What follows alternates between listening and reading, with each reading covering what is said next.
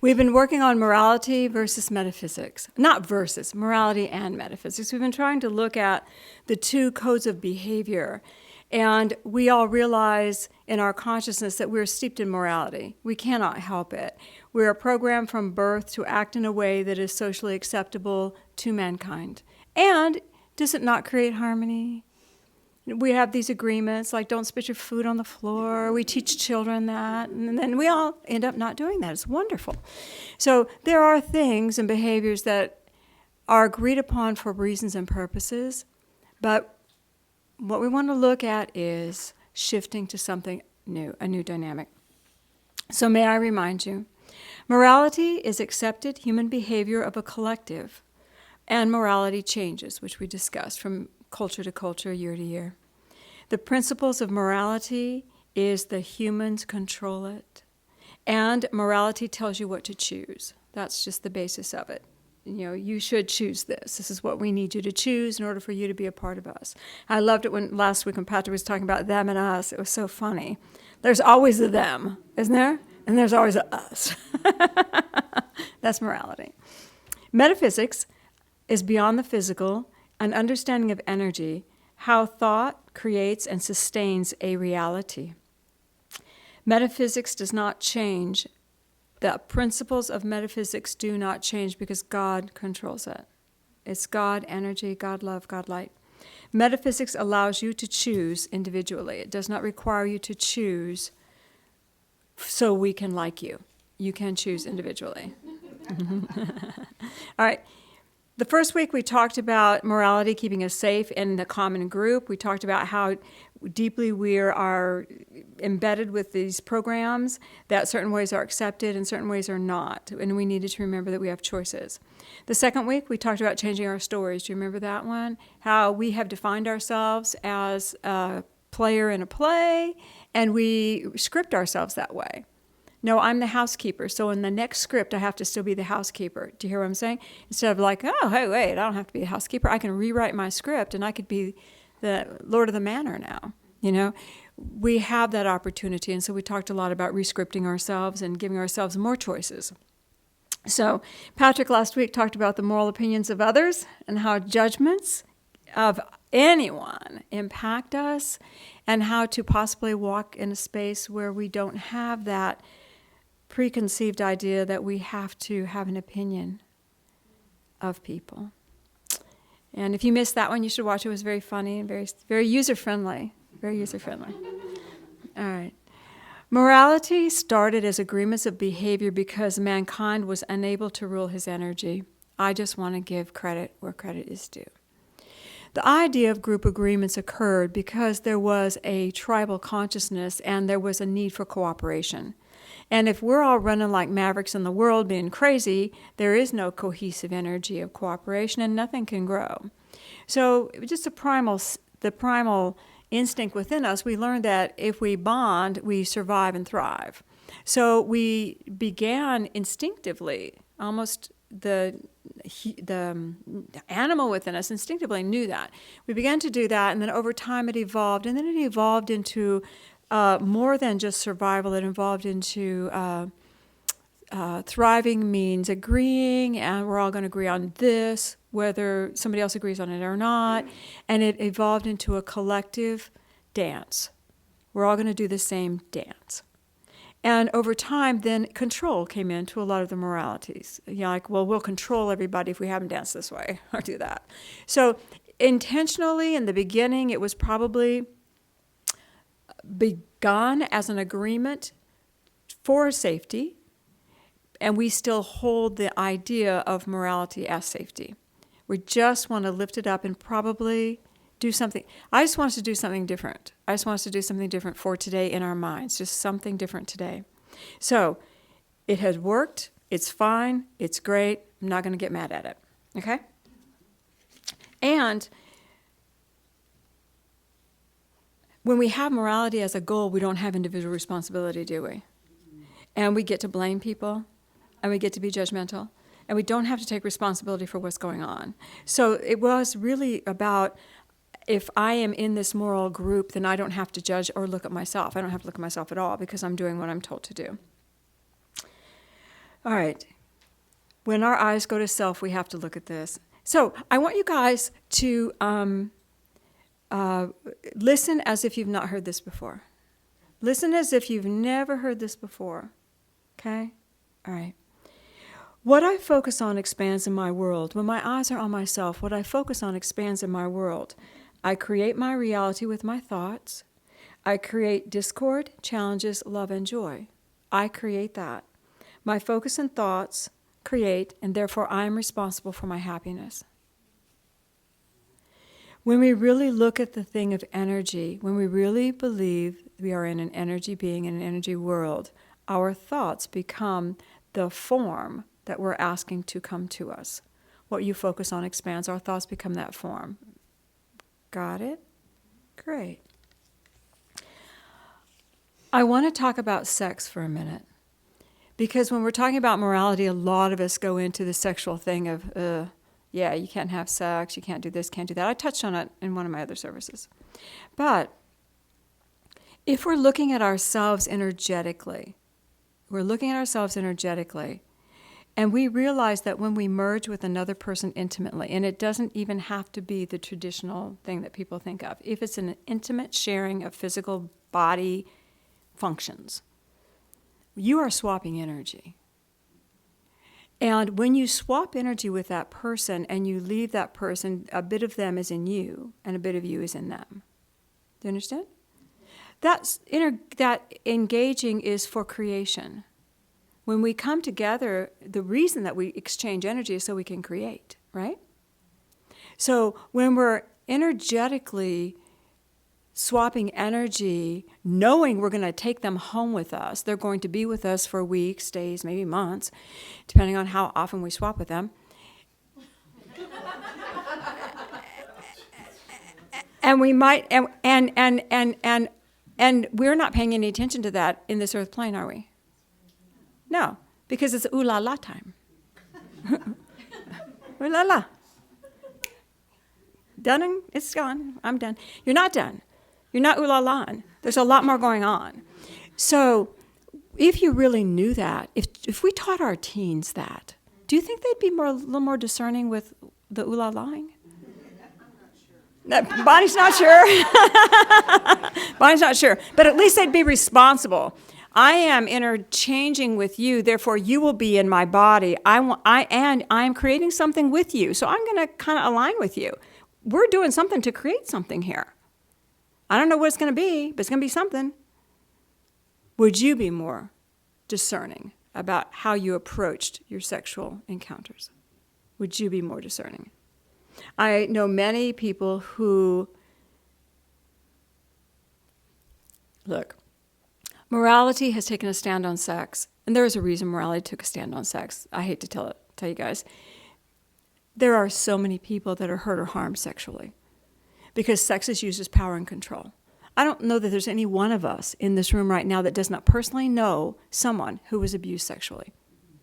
I mean, I think you would be an anomaly if you did, because there are so many people in our world that have had the experience of that being used as power, control, weapons, anything. Non-consensual merging. Morality had tried to take a stand against that. Morality tried to take a stand against that. But you cannot stop people's energy. That's why morality always fails, because what's going on underneath is going to happen in that person. If someone's dealing with control and they want to do it that way, they're going to do it.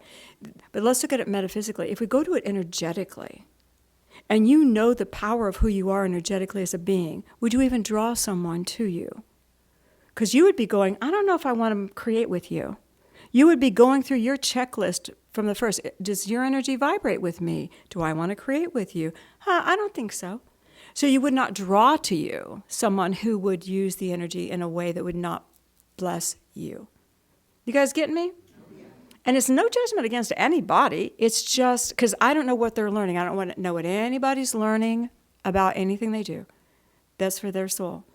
But if we energetically looked at it, our choice becomes powerful, does it not? And this is energy we're investing in. We're investing our energy. So we wouldn't need laws about sex. We wouldn't need laws about babies and responsibilities and child support. There would be an innate knowing, I created that. I'm responsible for it. That's my energy. There would be a natural responsibility if we looked at it energetically. You hear me? Am I talking about taking the world and turning it upside down on its head? I am.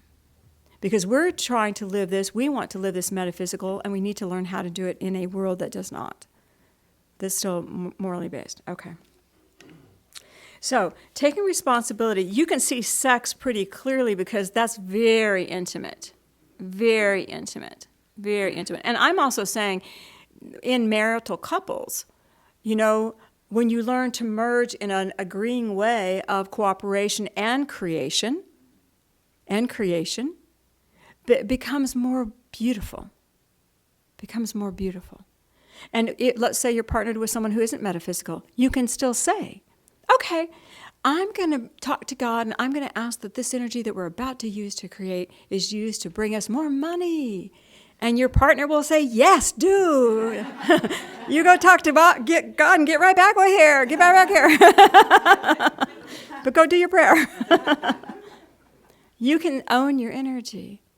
And you can say to that same partner, you know what? Today, I need to hold my energy tight. I need to just comfort myself today. Today, I don't want to create anything. And now it's not about them at all.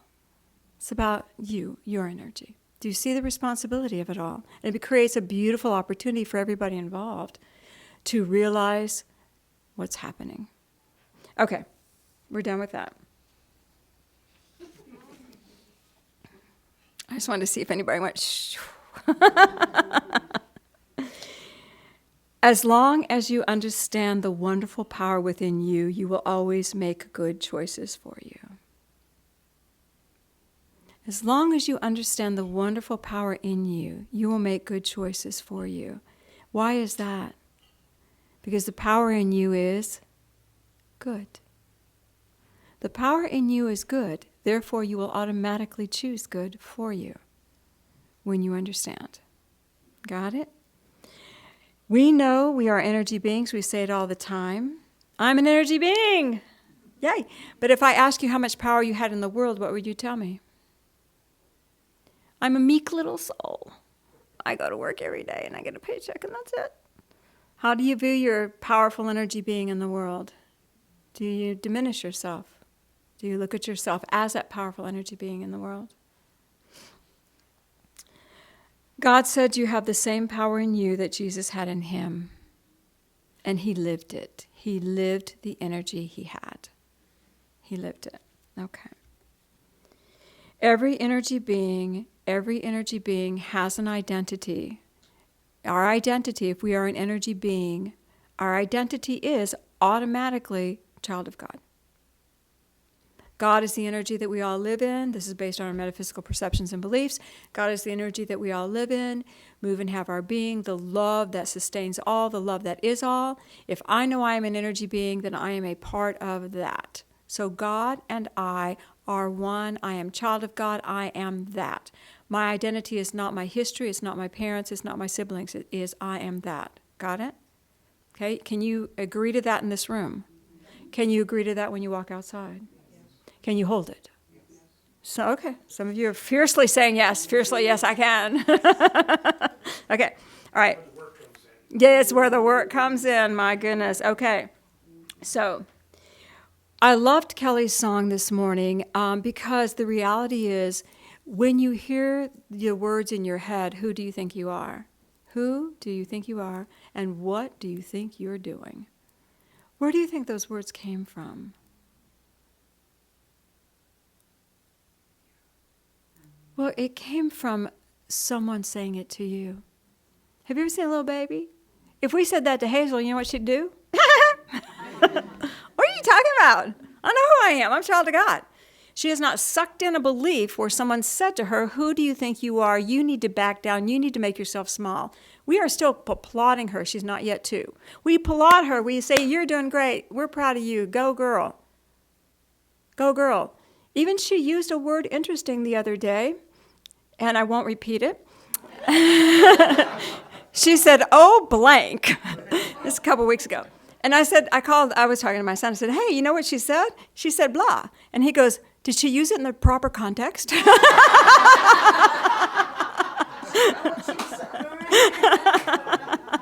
I said, yes, she did.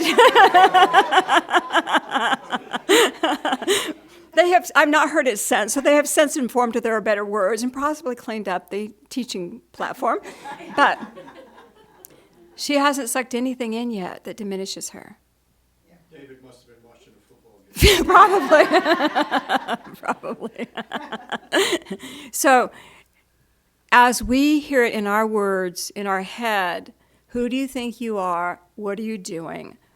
How can you do this? These are words that we have heard from a morality perspective, outside of self, that we have sucked in. Now, we can say we're out of that moral majority. I don't participate in that anymore. I don't. Well, when I'm down and I feel incompetent and I'm feeling like, oh God, I just don't know, am I able to do this? I just don't even know. Where are those thoughts coming from? They're lodged in me because I suck them in. Are they from God? Do you know how many of you I counsel and you tell me that's what God told you? Do you know? A lot. Well, God said blah, blah, blah. God didn't say that. Here's the deal. So, Cindy's story. I was a little girl. You've heard it a million times. You're going to hear it again because you're going to hear it like you've never heard it before. I was in 7th grade. We moved to Texas. The Gulf was 4 blocks down. It was our neighborhood pool and pier. We were right next to the Houston Yacht Club, so we had deep water. So I have never been by water before, and I'm a Pisces. This is fabulous. So I go to the pier, and the guys are crabbing. You know, you take a little chicken neck and you tie it on a string, you put it down on the pier, and then when the bubbles come up, you pull it up real careful and you net that little crab. And it's really a lot of fun because it's very zen. I would go out and meditate on the pier all day long. I'd just sit there and think and talk to God and think. It was fabulous. But I was learning how to do it, and this gentleman was doing it, and he was put the crab in the bucket, and I said, that's fabulous. I said, but you need to put a lid on the bucket. He goes, no, I don't. I said, why not? They'll crawl out because they're going. He goes, the minute one tries to get to the top, another one will grab his leg and pull him back in. And I went, okay. And I watched it. And it happened. And I never had a lid for my crab bucket. That's morality. That's morality. And God never sends you thoughts that put you back in the bucket. God never says to you, get back in the bucket. God might say, here's your path, and don't stop, don't go so fast. Come on, give us a minute to build it. But here's where you're going. He might put you on hold, but he will not say, get back in the bucket. Anytime you hear, who am I? What's wrong with me? What are you thinking? What are you doing? Those are not from spirit. That is your brain trying to clear something. When I get those thoughts, send Reiki to them. I send Reiki to those thoughts if they're lifted from my energy field, blah, blah, blah. So you can just send love to it. I send love to those thoughts. Those are not mine. I am who I am now, and I'm going to do with God, work with God, energetically aware of what I'm doing. And I'm not going to worry about anything else. I'm not going to worry about anything else. I'm not going to worry about anyone's worry for me. Got it? Okay. All right. God guides. He does not criticize or limit. To really become a fully realized being, here's your 1, 2, 3s. Guess what? You already know what to do. You absolutely know what to do. You absolutely know what to do. Talk to God every day. Do you? Meditate every day. Do you? Set your goals in a way that take you out of the things that bring you discomfort. Do you? If we do what we know to do, this sets the path of communication with Spirit. And if we're talking to God, we're going to hear God. But we have to open the door. We have to do the meditations. We have to do the prayers. We have to open every day. We have to say, is this for my highest and best? Adjust my course if I'm off. Help me, help me, help me. As if God is with you every moment. That opens up the line. And if you hear nothing, great. You've opened the door. And if you keep saying it, great. That door opens bigger and bigger and bigger. You will feel it. You'll get it. Is everybody doing it? Everybody here is doing it, Cyberland? Review your own notes. Okay. So we have to live as if. Then we have to listen to God and be open to the magic. I defined magic for my class yesterday. Magic is when the causal energy cannot be seen. But can you always see the causal energy that God creates in your world? No, because it's not in your consciousness. So you're asking for divine intervention, you're asking for something, and there it appears. It appeared through God awareness and God consciousness above what you could have created by yourself. Isn't that magic? But yet it's following a law. Still the law of energy. It's still your thoughts created it. It's still your thoughts asked for it, and God brought it to you with God energy. And that is magic. So when you talk to God, you should expect magic. Can you do that? Okay. How often does magic come to you and you go, oh, yeah, no. Yeah. Oh, but let me think about it. And you go through the whole list, and then you're not sure. And you always have to go back to what was your original impulse? Then do it. Just shut up. Do it. God's got you. You don't have to know the details. You don't have to know what's going to happen. God's got you. Then the third thing, these are just 3 little things. I think there's only 3. Yeah. Watch your vibration. I know Pat told you a couple of weeks ago about how when he would go to work, when he was in carpentry, going downtown, he would listen to the blues. And he went, this isn't helping me. When I was starting the training, my training for the metaphysical healer and minister, I was listening to country. I wasn't a country girl, but I loved feeling. Those songs were so sad. Oh, my God. I'd end up crying and singing with them, and it was bad. I had to literally stop listening to country because I loved it. But at the time, I needed my energy to be invested in forward motion. So my Kathy Mattea song became my mantra at that time, that dance like nobody's watching, that song. So that was my song. Moved into a musical support that was forward. The simple vibrations of our daily lives, what we feed ourselves energetically, be aware. So when we watch our vibration, we can fine-tune our instrument. If we begin to see our instrument as an instrument that needs to be tuned, and we start doing things that make us feel flat, out of tune, not feeling vibratorily correct, that's the mistuning of the instrument. So if we become aware of that and then move into a vibration where we can feel fine-tuned, now we're monitoring how our consciousness is reacting to the world around us. And we can stay in charge. Stay connected, be open to the magic, watch your vibration. How difficult is that? All right. This requires faith, and faith is a space that you fill with your energy that God can meet you in and make things happen. So your investment is there. Let's see, what did they say? They once said something very specific I want to share with you. Be they my guides and teachers. Be a good steward of your wealth. Your energy is the only wealth you have. Your energy is the only wealth you have. Be a good steward of it. Invest it where you want to invest it. Create what you want to experience. When your focus is on self, you do not see the opinions of others. Do you know that? You just don't. And when you don't see the opinions of others, their opinion of you changes. Did you know that? Because if you don't see their opinion and they don't feel the pushback, oh, I have an opinion of you. She feels it and she goes, oh yeah? Push back.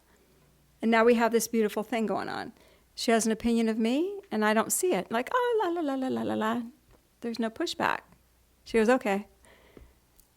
She's not one to play with. Her opinion of me changes. Have no opinion of others. Keep your focus on yourself. When you keep your focus on yourself, you will not see the opinions of others. You don't have to worry about it. Focus on self. Got it?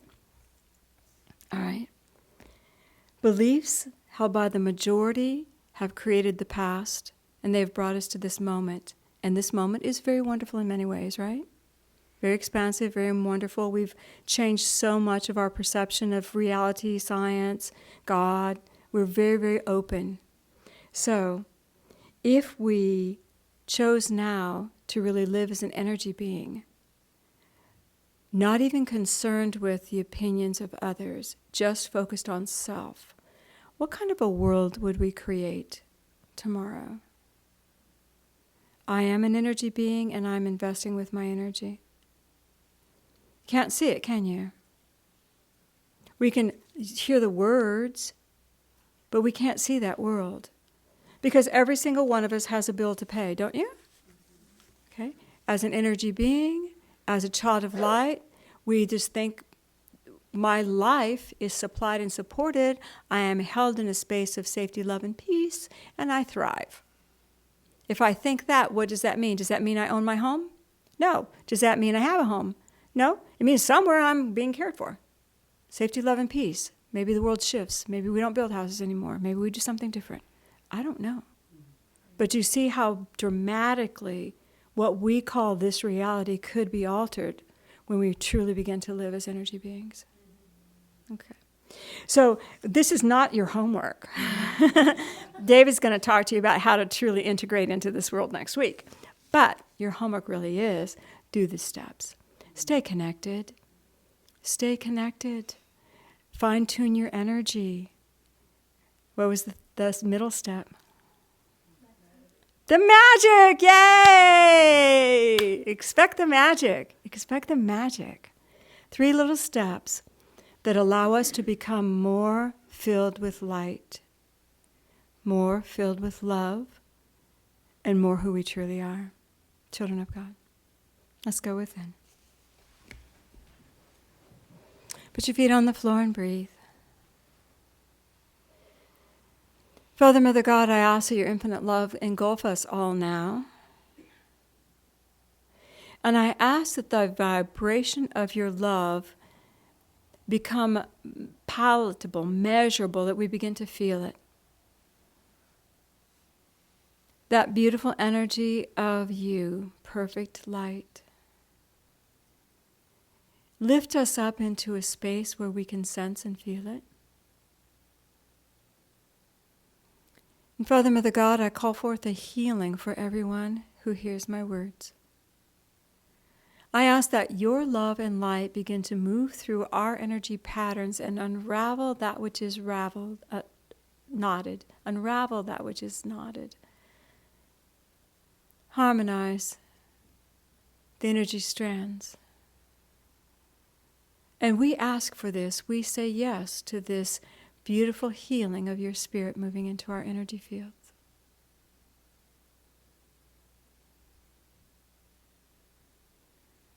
And Father, I ask that your love now move into the very souls of each one here, that in their hearts of this moment they feel their divine joy, the hope of what they want, the joy of where you are guiding them, the truth of possibilities.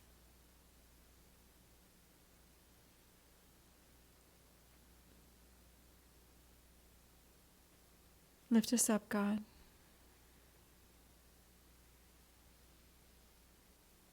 Feel a beautiful column of light come over you that is your special, perfect place. Feel the peace. And I want you to just feel your heart. The power of who you are. The power of who you are to create, to experience, to laugh. The power of who you are is as great as the power in Jesus Christ. You are God's child.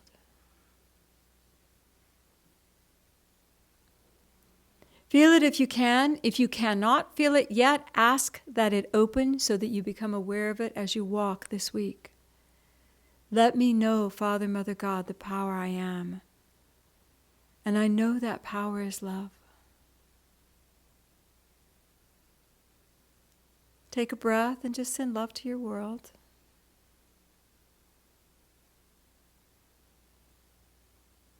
And when you're ready, let your focus come back to your chair. Let's feel gratitude to our Father, Mother God, gratitude to Jesus.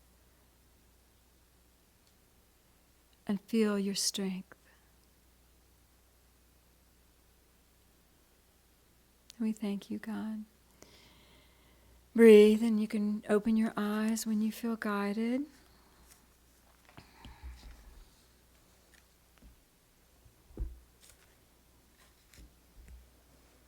You ready for a world of energy beings? You ready to be a leader in that world? Oh, fearlessness. I love it. Do your homework. Yay, God.